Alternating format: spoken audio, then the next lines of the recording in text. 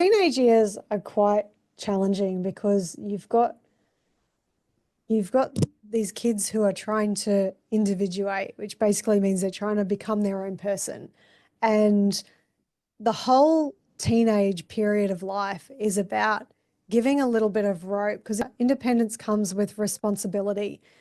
But they have to show us that they're responsible enough. They're ready for that level of independence.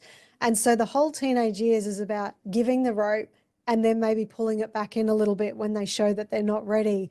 And it comes from numerous conversations where we're talking about, we're validating, I know you want independence.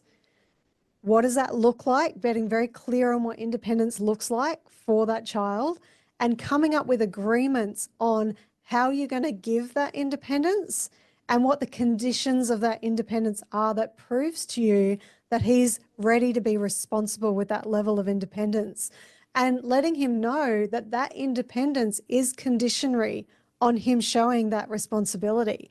That if he can't show the level of responsibility, then he can't have the level of independence that he's after. We have to pull it back into something else until he can show that he is ready for it.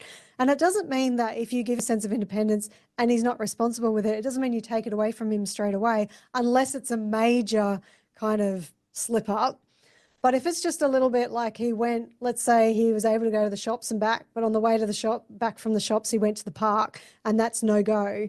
It might be, you've got one more chance, but if you do it again, you're showing me you're not responsible.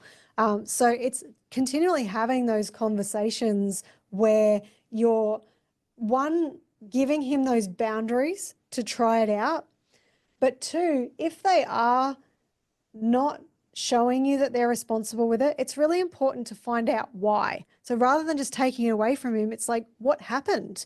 What is it that stopped you from being able to do that? Because it might be that he needs a little bit more support or scaffolding to help him to be able to have that level of independence. So it may not be about him not being responsible enough.